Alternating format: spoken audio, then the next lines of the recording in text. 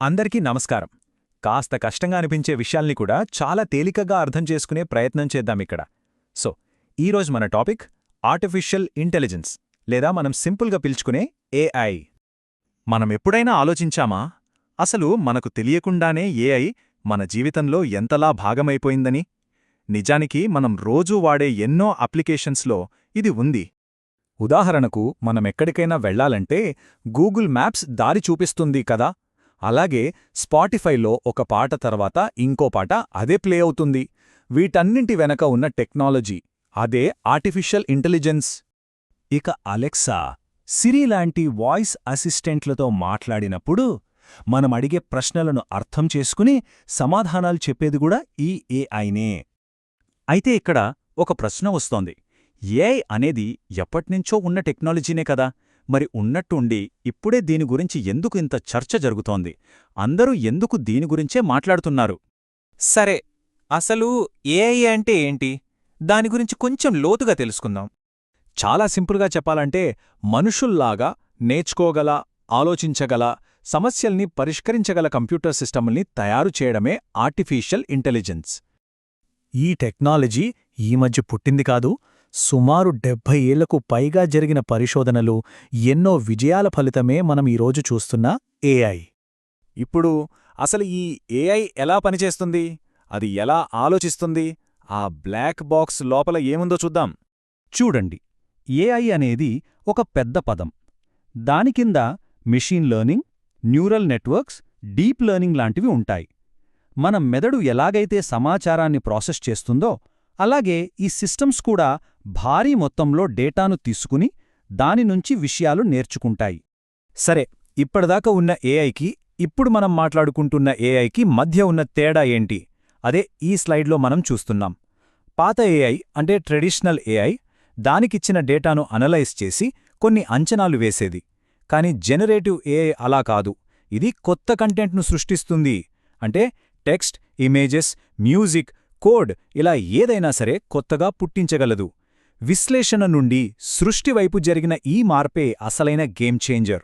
ChatGPT లాంటి tools వెనుక ఉన్న అసలైన టెక్నాలజీ లార్జ్ లాంగ్వేజ్ మోడల్, లేదా సింపుల్గా ఎల్ఎల్ఎం. ఇది ఎలా పనిచేస్తుందంటే, ఒక వాక్యంలో ఆ తర్వాత ఏ పదం వస్తే బావుంటుంది అని ఊహిస్తుంది. ఇదేదో మ్యాజిక్ కాదు, అదంతా కేవలం లెక్కలు, ప్రాబబిలిటీ. సరే, ఈ టెక్నాలజీ గురించి తెలుసుకున్నాం. కానీ నిజ జీవితంలో దీని ప్రభావం ఎలా ఉండబోతోంది?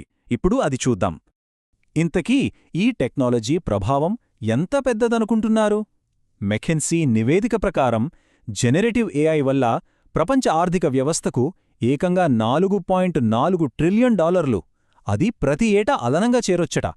ఇది ఊహించడానికే చాలా పెద్ద మొత్తం కదా. మార్కెటింగ్, ఫినాన్స్, ఫార్మా, ఇలా ప్రతి రంగంలోనూ ఉత్పాదకతను పెంచడం ద్వారా, కష్టమైన పనులను ఆటోమేట్ చేయడం ద్వారా ఈ విలువ సృష్టించబడుతోంది. అయితే ఉద్యోగాల గురించి చాలామందికి ఆందోళనలున్నాయి. కానీ వరల్డ్ ఎకనామిక్ ఫోరం అంచనాల ప్రకారం కొన్ని ఉద్యోగాలు పోయినా 2028 నాటికి ఏఐ వల్ల సుమారు 69 మిలియన్ల కొత్త ఉద్యోగాలు కూడా వస్తాయట. ప్రత్యేకించి ఆరోగ్య రంగంలో ఏఐ ఒక పెద్ద విప్లవాన్నే తీసుకురాబోతోంది. కొత్త మందులని కనుక్కోవడం నుండి రోగ నిర్ధారణ వరకు చాలా విషయాల్లో ఇది సహాయపడగలదు. ఈ టెక్నాలజీ ఇక్కడితో ఆగిపోదు కదా. సో భవిష్యత్తులో ఏం జరగబోతోంది? నిపుణులు ఏం చెప్తున్నారో ఒకసారి చూద్దాం. పరిశోధకుల అంతిమ లక్ష్యం ఆర్టిఫిషియల్ జనరల్ ఇంటెలిజెన్స్, అంటే ఏజీఐని సాధించడం. సింపుల్గా చెప్పాలంటే, మనిషిలాగే ఆలోచించగల, స్పృహ, స్వీయ అవగాహన ఉన్న యంత్రాన్ని తయారు చేయడం. కాని అది ఎప్పుడు సాధ్యమవుతుంది అనే దానిపై మాత్రం నిపుణుల మధ్య భిన్నాభిప్రాయాలున్నాయి. కొందరు ఇంకో 5-6 ఏళ్లలో సాధ్యమంటుంటే, మరికొందరు దానికింకా చాలా దశాబ్దాలు పట్టొచ్చని చెప్తున్నారు. కానీ త్వరలోనే మనం చూడబోయేది ఏజెంటిక్ ఏఐ. అంటే మనం ప్రతిసారీ చెప్పకుండానే అవే స్వయంగా పనులను ప్లాన్ చేసుకుని పూర్తి చేసే సిస్టమ్స్. ఒక రకంగా డిజిటల్ వర్క్ఫోర్స్ అన్నమాట. సరే, ఇప్పుడు దాకా మనం చూసిన ఈ విషయాలన్నింటి నుండి మనం ఏం గ్రహించాలి? ఏఐ రోజురోజుకీ శక్తివంతమవుతోంది. దీని అభివృద్ధిని కేవలం కొన్ని టెక్ కంపెనీలకే వదిలేయడం కరెక్ట్ కాదు. ఈ మార్పులో మనమందరం భాగం కావాలి. చూడండి, ఏఐ అనేది ఒక శక్తివంతమైన సాధనం, అంతే, ఒక టూల్ మాత్రమే. దాని భవిష్యత్తు ఎలా ఉండబోతోందనేది పూర్తిగా మన చేతుల్లోనే ఉంది. మనం దాన్ని ఎలా తయారు చేస్తాం, ఎలా వాడతామనే దాన్ని బట్టే దాని ప్రభావం ఉంటుంది. అంతిమంగా ఈ టెక్నాలజీ నేర్చుకుంటోంది. మరి మనం దానికేం నేర్పిస్తాం? ఇది మనం ఆలోచించుకోవాల్సిన విషయం.